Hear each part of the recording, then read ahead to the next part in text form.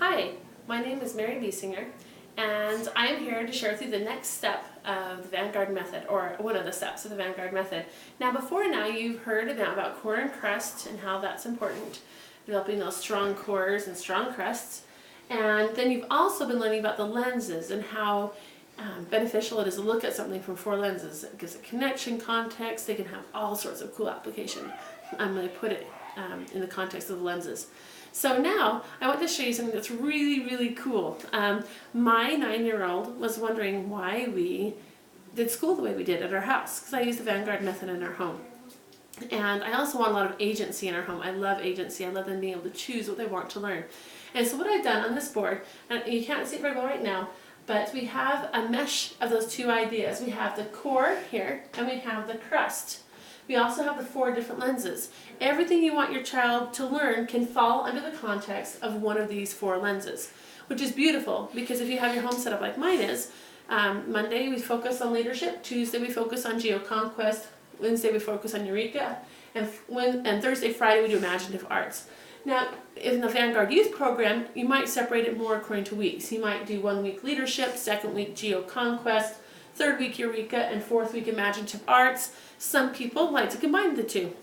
They maybe have leadership and geoconquest off and on for 2 weeks, and then they might have Eureka and imaginative arts, or any combination of that. But it's important that you're addressing all the lenses to give your children a complete education and look at the world. It's important for them to learn the skills that are within each of these lenses so that they can use them in the future. Some will be really strong in some areas and some won't be as strong. But it's important for them to learn about all of them, if nothing else, for appreciation and familiarity with what each of these lenses can have to offer and how they can apply it in future leadership situations. So, what I'm going to do right now is I'm going to have Tova, who's videoing this, just focus on the board here so we can look at what this looks like in your education. So, for instance, on Monday, we have leadership class in our home. And so I invite my children, or I structure a class that's based on one of these core areas. I make sure there's something in here that helps to develop and strengthen their core. So we're looking at a principle for the month. This month we're looking at service-oriented leadership. And so on Monday, I'll start looking for biographies, or we might do a word study on responsibility or respect, or whatever it is we're focusing on that month with how to be a good service-oriented leader. We might do simulations or games that help to internalize those concepts that they're learning about. We might read books or articles like Stephen Covey, other leadership type books, or we might set goals and make personal application. Also on that day, I encourage my children to pick a skill that they're focusing on. We might all be working on spelling for a while, or we might do a public speaking competition. We might teach them writing on that day. But that way it kind of gives me a context of why we have it. Because I tell them, if you're a good leader, you need to have these things. You need to be able to communicate your message. So that's an example of the first day or the first week. The second one over here, geoconquest. We've already explained the purpose of geoconquest and the benefit of knowing about the world around us and appreciating diversity and cultures, and also learning from history. So on my second day, or your second week, however you choose to structure it, I try to do something that's reenactment of history or graphic summaries. We'll talk about that a little bit later. They might do some prezzies, the kids might, in order to find out more about it and make it personally applicable. We might do some cultural or appreciation activity, journaling, application. We might do some family history, because that's really important in our home. Something that helps them bring the geoconquest core to the forefront and focus on it for a while. How does this apply to me? How does this make me a better person?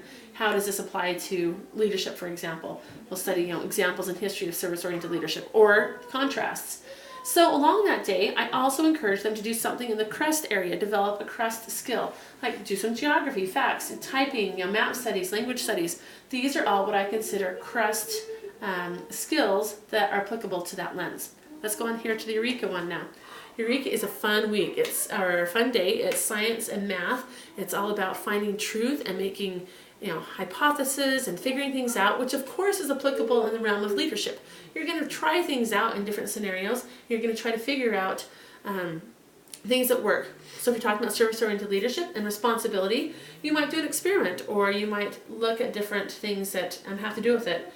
So we have ahas in teaching, you make connections, you want to find truths, research and observations, synergy projects, which is when they do something that brings it home, discussions, or classics. Okay, and then we have our crust skills that go along with math and science. Math, memorization, music, computation, language skills. Those are things that kind of develop the crust of the curriculums. Okay, now moving over here to the imaginative arts.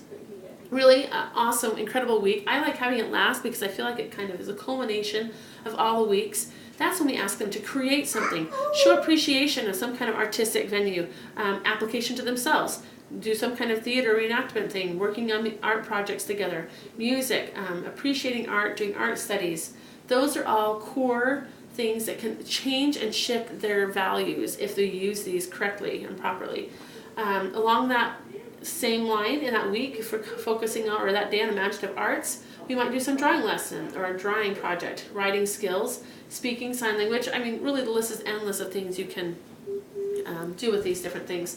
So the reason why I think it's so important to have an overall view of how things fit together is because this creates, again, context for why they need to learn these things. A child come up to this and say we're studying faith that month. The first week we might focus on Mother Teresa. We might look at her, we might do a word study on courage, or faith. And we might do simulations based on situations where they'd have to use their faith, and do they really have faith, and can they act on that? We might do some kind of public speaking. Sorry about that. We might do some kind of public speaking opportunity to go with faith. Stand up and say something they believe in. Okay, the next week we might go to Core and Conquest. We might look at religions in the world. We might look at, sorry, just a second.